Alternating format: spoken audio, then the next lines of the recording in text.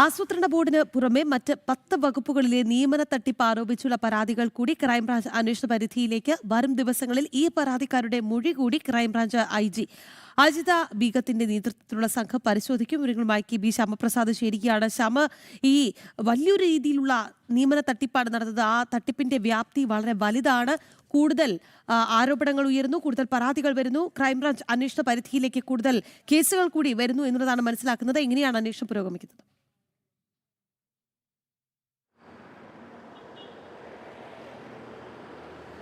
Ragi Vinod, PSC നിയമന ആസൂത്രണ തട്ടിപ്പ് കേസിലെ കേസുകളെല്ലാം തന്നെ കൂടുതൽ സങ്കീർണമാക്കുകയാണ്. ഈ കേസുമായി ബന്ധപ്പെട്ട് നിലവിലുള്ള ക്രൈംബ്രാഞ്ച് IG അജിത ബീഗം കഴിഞ്ഞ ദിവസം തന്നെ PSCക്ക് കത്ത് നൽകുകയും ചെയ്തിരുന്നു. ഈ കത്തിൽ പ്രധാനമായി ആവശ്യപ്പെട്ടിരിക്കുന്നത് ഉത്തരസൂചികയും ചോദ്യപേപ്പറും ഒപ്പം തന്നെ ഉദ്യോഗാർത്ഥികളുടെ റാങ്ക് ലിസ്റ്റ് പട്ടിക അടക്കം കൈമാറണമെന്നുള്ള നിർദ്ദേശമാണ് PSCക്ക് കഴിഞ്ഞ ദിവസം തന്നെ നൽകുകയും ചെയ്തിരുന്നത്. ഈ PSC ഈ സംബന്ധിച്ച് ഇത്തരത്തിൽ ഈ ഒരു അന്വേഷണത്തെ സ്വാഗതം ചെയ്തെങ്കിലും പ്രധാനമായും ഈ രേഖകൾ കൈമാറണമോ എന്ന കാര്യത്തിൽ അവ്യക്തത നിലനിൽക്കുകയും ചെയ്യുന്നു. ഒപ്പം അജിത ബീഗത്തിന് അല്ലെങ്കിൽ ഈ ക്രൈംബ്രാഞ്ച് സംഘത്തിന് നിലവിൽ രേഖകൾ കൈമാറണമോ എന്നുള്ള കാര്യത്തിലെ നിയമോപദേശം തേടാനും PSC ഒരുങ്ങുകയാണ്. പ്രധാനമായും PSC നിയമന തട്ടിപ്പിലേക്ക് ഇത്തരത്തിൽ അന്വേഷണം ക്രൈംബ്രാഞ്ചിലേക്ക് എത്തിയപ്പോഴേക്കും കൂടുതൽ പരാതികൾ കൂടി അന്വേഷണ പരിധിയിലേക്ക് വരികയാണ്. ഈ പരാതികളെല്ലാം തന്നെ പരിശോധിച്ച ശേഷമായിരിക്കും നിലവിൽ FIR അടക്കം ഇടുന്നതിലേക്കുള്ള നടപടിക്രമങ്ങളിലേക്കും റിപ്പോർട്ട് തയ്യാറാക്കുന്ന നടപടിക്രമങ്ങളിലേക്കും എല്ലാം തന്നെ അന്വേഷണ സംഘം കടക്കുകയും ചെയ്യുക. എന്തായാലും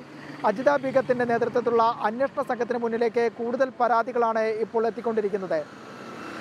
ശരി ശ്യാം, എന്തായാലും PSC നിയമന തട്ടിപ്പുമായി ബന്ധപ്പെട്ട് കൂടുതൽ പേരുടെ മൊഴി രേഖപ്പെടുത്തും. തട്ടിപ്പിന്റെ വ്യാപ്തി വളരെ വലുതാണ്. അതുകൊണ്ട് തന്നെ കൂടുതൽ പരാതികൾ വരുന്നുണ്ട്. ആ പരാതികൾ കൂടി ക്രൈംബ്രാഞ്ച് അന്വേഷണ പരിധിയിലേക്ക് വരുന്നു എന്നുള്ളതാണ് ശ്യാം തലസ്ഥാനത്ത് നിന്ന് റിപ്പോർട്ട് ചെയ്തത്.